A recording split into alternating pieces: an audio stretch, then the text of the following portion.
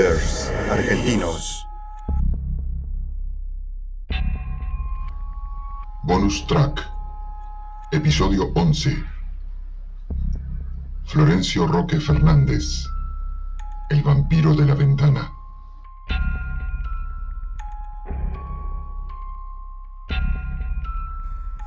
Existe una extensa lista de famosos asesinos seriales argentinos, como Carlos Eduardo Robledo Puch, el Ángel de la Muerte, Mateo Banks, conocido como Mate 8, Cayetano Santos Godino, alias el Petizo Orejudo, Raúl Aníbal González Igonet, el Loco del Martillo, o la envenenadora de Montserrat, María de las Mercedes Bernardina Boya Aponte de Murano, Gilla para sus amigas y víctimas. Todos ellos forman parte de la serie Serial Killers Argentinos, cuyos episodios podés ver en nuestro canal. En la descripción hallarás los links a cada capítulo de la serie. No dejes de verlos. Si se hiciera un ranking basado en las publicaciones que existen sobre los asesinos seriales que sembraron muerte en la Argentina, Florencio Roque Fernández ocuparía el primer lugar, por encima de los otros, que son mucho más famosos. Porque a lo largo de 7 años, entre 1953 y 1960, Fernández, más conocido como el vampiro de la ventana, habría asesinado a 15 mujeres en la localidad de Monteros, a unos 50 kilómetros de San Miguel de Tucumán. Y lo habría hecho con un modus operandi tan particular como escabroso. Según esas crónicas, el vampiro mataba solamente mordiendo en el cuello y bebiendo la sangre hasta la muerte.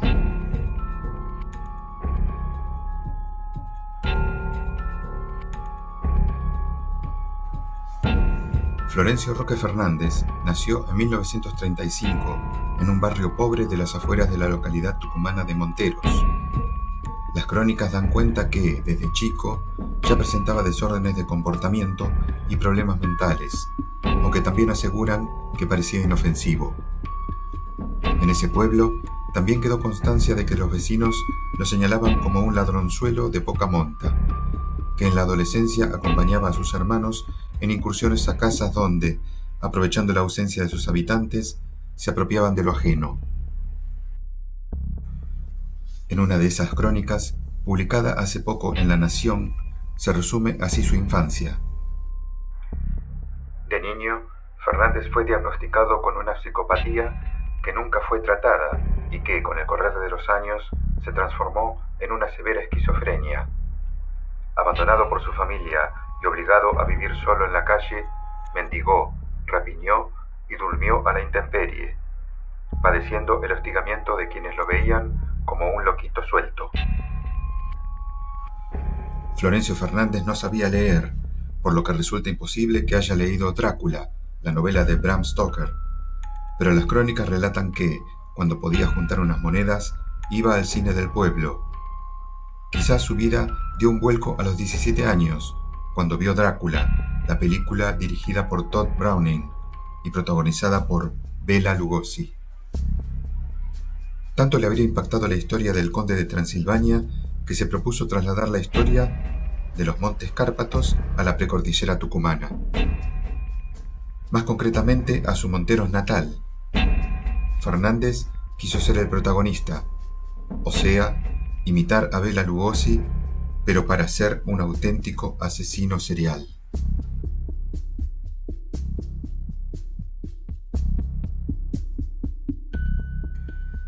Las crónicas ubican en enero de 1953 su primer asesinato. En una de ellas se lo relata así.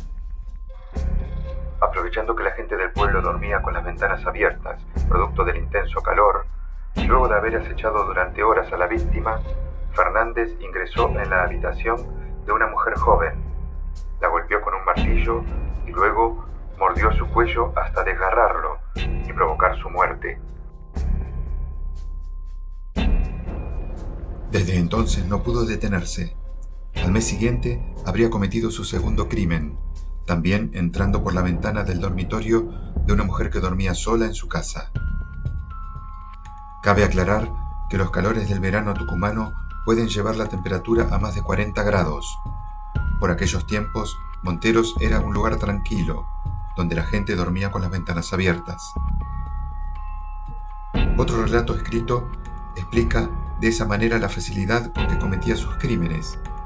En referencia al segundo asesinato, la crónica dice: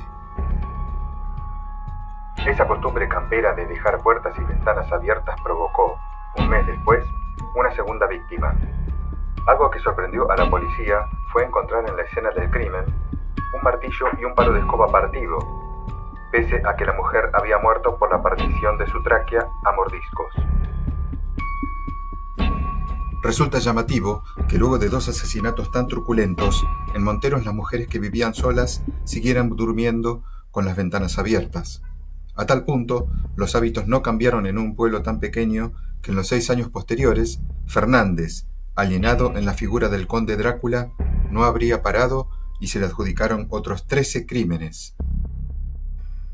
Todos con la misma modalidad, a mordiscones, aprovechando siempre las ventanas abiertas para entrar en las casas. Una nota publicada en un diario de Buenos Aires hace apenas un par de años relata: Mientras las mujeres dormían, comenzaba a golpearlas hasta dejarlas inermes. Luego les mordía el cuello hasta provocarles desgarros e incluso destrozarles la tráquea y la carótida. Así las dejaba desangrarse hasta la muerte. Se sospecha que incluso llevaba adelante un acto teatral que le había visto hacer al personaje de Bela Lugosi. Bebía la sangre de las víctimas. Dejaba su impronta, pero no era, en todo caso, un acto lascivo de belleza casi sensual, como el del conde ficticio que acometía contra la humanidad de hermosas doncellas para saciarse con su esencia vital.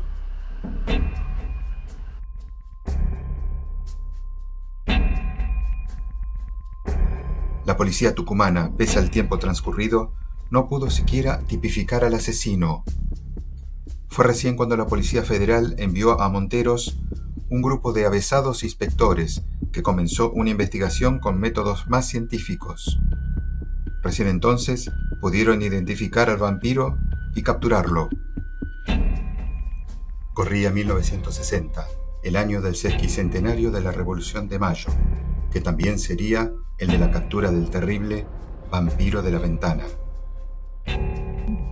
Los investigadores ubicaron en un mapa de Monteros las viviendas de las 15 mujeres asesinadas, y después de 6 años de completa dejadez e ignorancia, surgió una pista fuertísima. Todas las mujeres muertas con sus cuellos destrozados por los colmillos del Drácula tucumano habrían vivido no solo cerca entre sí, sino casi equidistantes de una cueva donde vivía quien hasta entonces era el loquito suelto de Monteros. Fernández, aseguran los relatos, se había refugiado allí después de que su familia lo echara de su casa. Pasaba el día en la cueva y solo salía de noche, porque a esa altura, además de su desequilibrio mental, padecía también de fotofobia. No había ninguna prueba de que Florencio Fernández, que por entonces tenía ya 25 años, fuera el vampiro de la ventana. De modo que el equipo de investigadores, siempre según las crónicas, decidió montarle vigilancia y seguirlo en sus movimientos. Así estaban las cosas cuando el caluroso domingo 14 de febrero de ese 1960, Fernández repitió su ritual. Entró por una ventana donde vivía una mujer sola que, de acuerdo a los antecedentes publicados, sería la víctima número 16. Pero ese domingo, los sabuesos estaban esperándolo.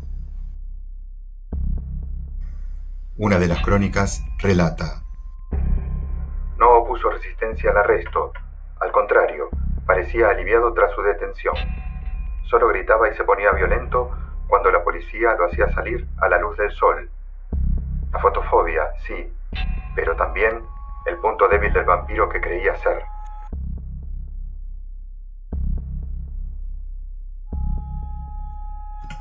Los relatos de la época terminan casi todos así. Poco después de ser detenido, Florencio Roque Fernández, el temible vampiro de la ventana, debía ser sometido a juicio. En la instrucción, la justicia pidió que se le realizaran exámenes físicos y psiquiátricos. Los peritos diagnosticaron que padecía de esquizofrenia y lo declararon inimputable. De este modo, en lugar de ir a parar a la cárcel con una segura condena a reclusión perpetua, se ordenó internarlo en un instituto psiquiátrico, donde pasó los siguientes 8 años, y con apenas 33 años murió de muerte natural un día impreciso de 1968. La historia del vampiro de la ventana, el mayor asesino serial de los anales criminales de la Argentina, llegaba a su fin.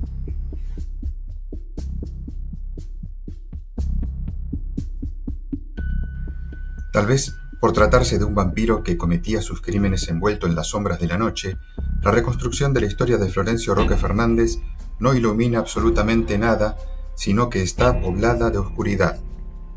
No existe ningún expediente judicial que hable de sus asesinatos en serie, ni de la declaración de inimputabilidad de los peritos, ni la decisión de internarlo en un instituto psiquiátrico. Tampoco hay crónicas de la época entre 1953 y 1960 que hablen de los asesinatos cometidos, no ya de la supuesta serie, sino de siquiera uno de ellos. Tampoco se conoce el nombre de ninguna de sus supuestas víctimas. En el archivo de La Gaceta, el diario más importante de Tucumán, no hay nada sobre el asunto. No hay información sobre los crímenes, ni sobre la llegada de un equipo de la Policía Federal a Monteros, lo que hubiera sido noticia relevante, ni sobre la captura de Florencio Roque Fernández. Todo lo que se ha escrito sobre el raíz criminal del vampiro de la ventana data de muchos años después. Un verdadero misterio.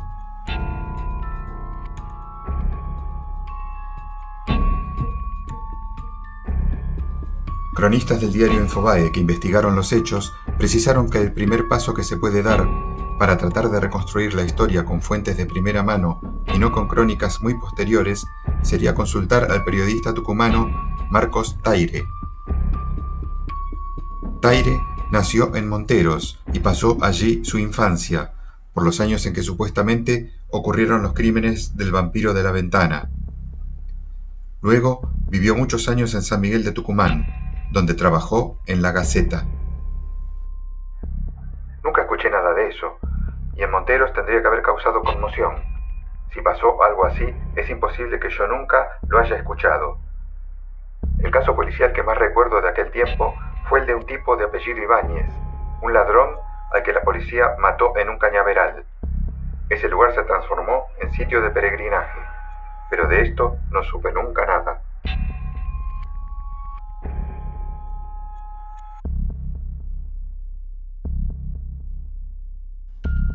El siguiente paso en pos de la verdad sería hablar con viejos vecinos de Monteros. La primera respuesta vía WhatsApp fue desconcertante. Ese tipo era el Cangrejo. Todo es una mentira. Era un pobre soguero que jamás mató a nadie. Después hubo más datos. Un antiguo vecino que pidió no dar a conocer su nombre precisó: vivía en la Villa Nueva, un barrio de las afueras de Monteros, cruzando el arroyo El Tejar.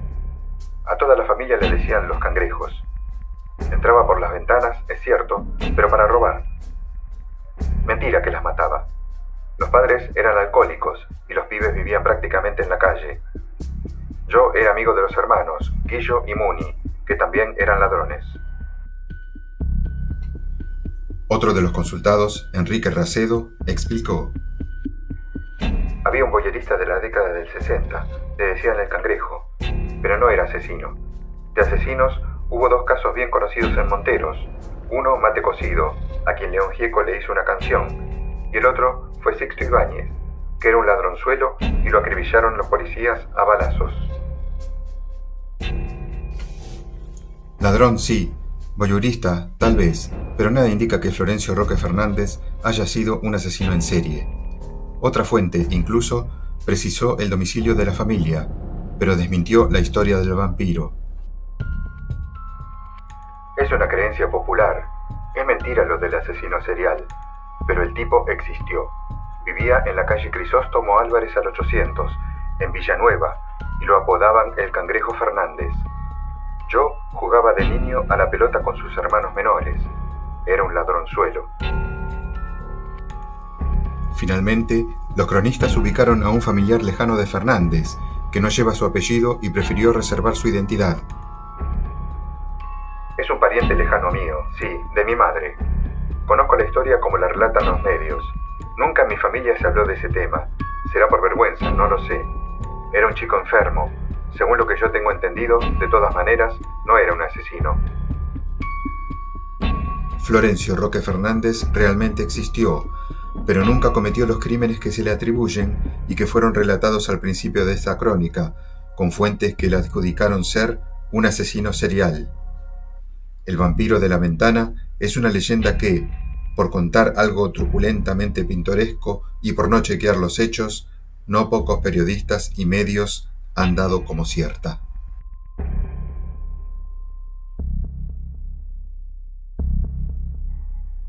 Acompáñanos en nuestro próximo episodio de Los Archivos del Terror, muy pronto en este canal.